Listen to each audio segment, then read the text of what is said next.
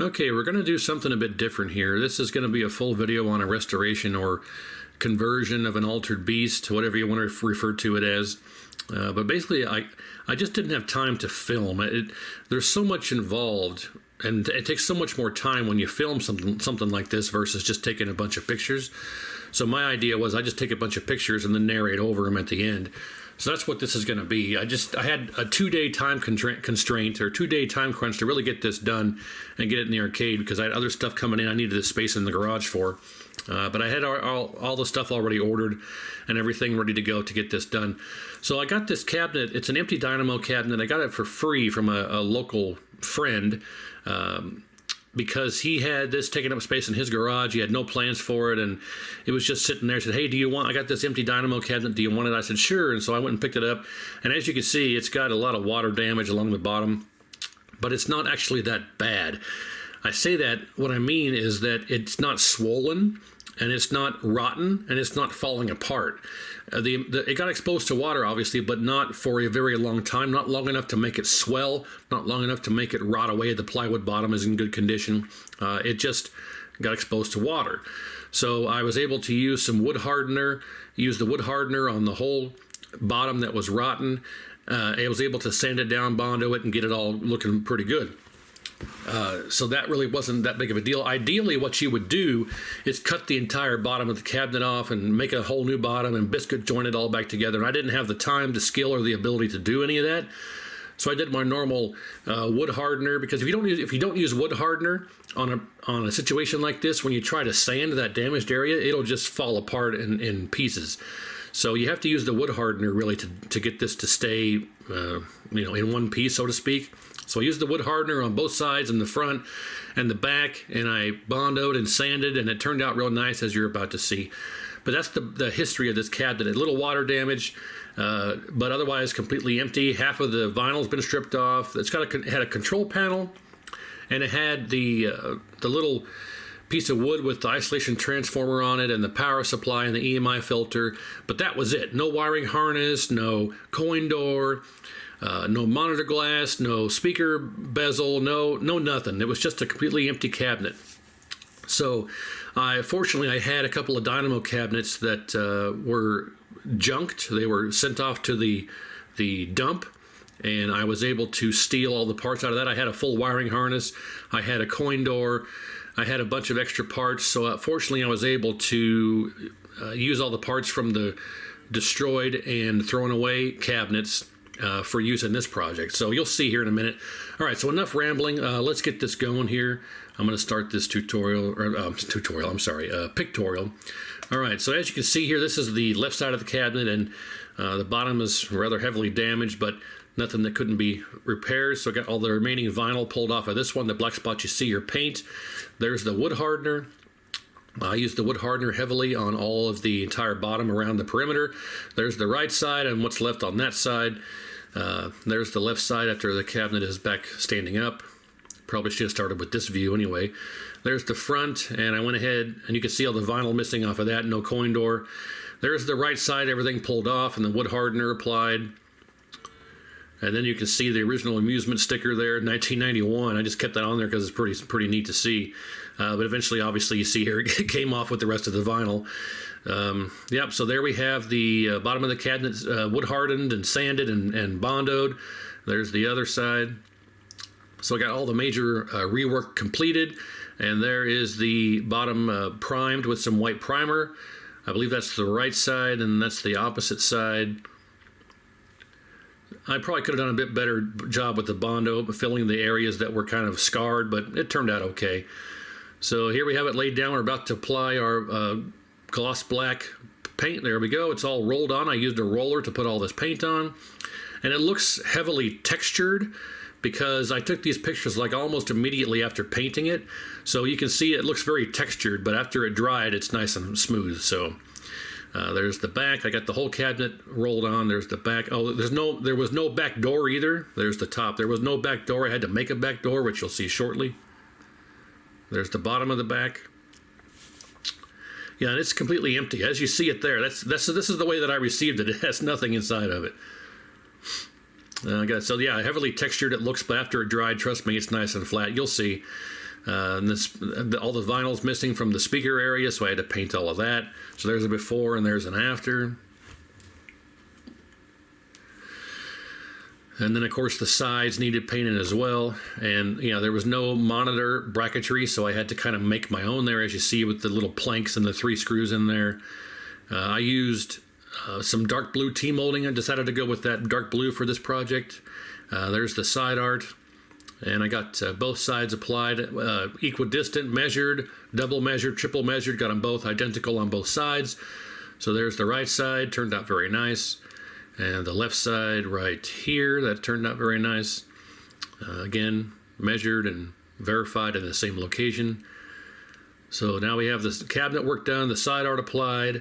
The T-molding is applied, as you can see. Now I have to get the monitor put in, and it just screws right in place. So I got it all measured to be centered inside the bezel. So that's a good. I had a spare K7000 I put in there.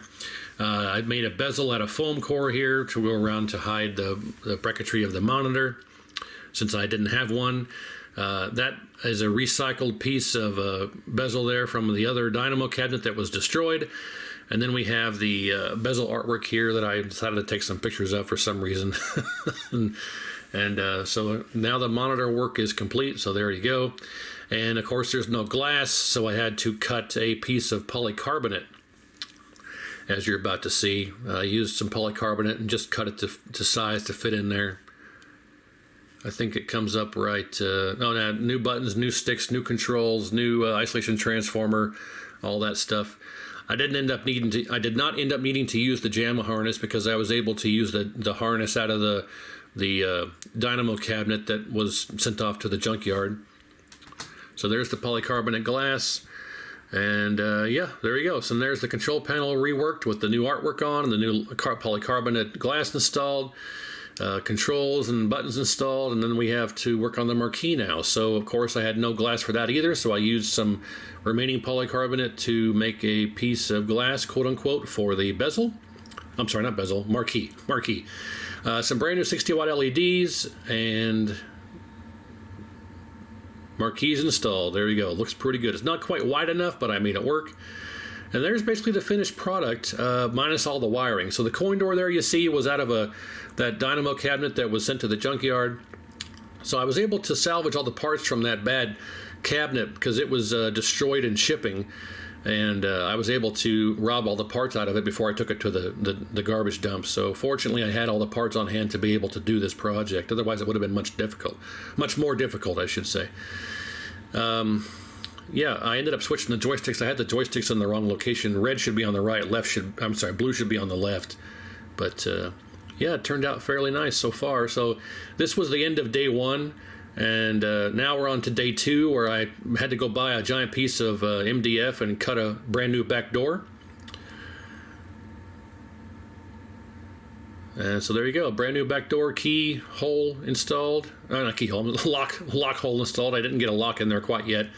I went ahead and screwed it on just to hold it in place and painted it. So this right there, as you see, that's how I received the cabinet. That's all that's in there, is some derelict wiring and the old power supply. So there you can see the coin door I got the coin door installed there. There's the K7000 installed. There's all the parts. So there's the dynamo harness and the PCB and a new power supply, all the stuff to hang the wiring. That's the old rotten piece of wood that everything was sitting on. I cut a brand new piece. We're going to transplant all that stuff over to the new piece here shortly. But first I need to take care of the harness for the power supply. So I got some new terminal lugs on the end of the power supply wiring and got that all installed on the power supply and got everything changed over to the new piece of wood, everything screwed down to the cabinet, looking nice and good.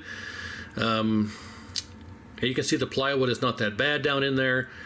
The power cable was missing the ground, so I hacked it off and put a brand new connector on. Bada bing. And then I got all the wiring up to the controls done. And some eagle-eyed people among you may see that I forgot to put in a button for jump.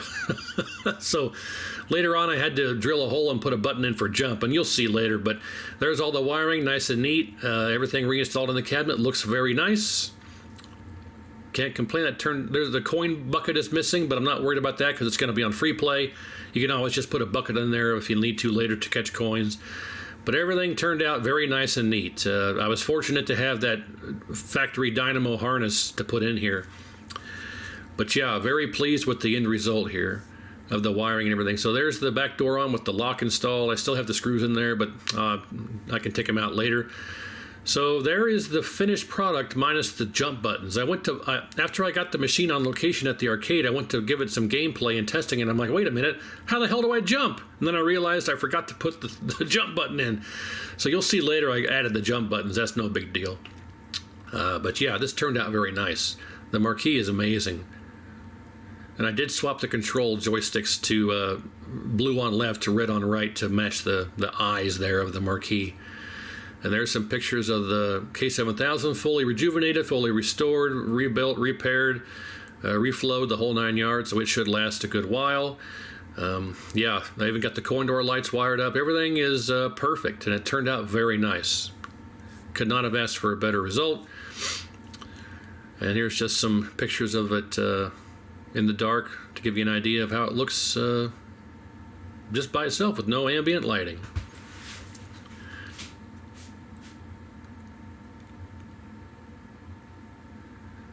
I think we move to the outside. No, not quite yet. One more. Yeah, there you go. Now I think we have it outside for a couple of beauty shots. There you go. So there is the front. Then I think we have the left side. And then we have the right side. Now, Double Dragon 2. After we added Double Dragon 1 to the arcade floor, Double Dragon 2 got almost no play, so we rotated that out. It's back in the garage right now. It's not going away, it's just back in the garage. And then Altered Beast is now in its spot. So if you look here now, you can see I have the white buttons. I have the white for jump, and the blue for punch, and red for kick. So I was able to successfully add those buttons there. So now you can actually jump. For some reason, I just completely blanked on putting that jump button in. And you see the extra set of buttons are for right-handed and left-handed people. I mean, that control panel just had, some of the dynamo cabinets had the controls for left-handed and right-handed people. So I just left it in there instead of covering them up. So, but yeah, that is pretty much it. So thanks for watching, and see you next time.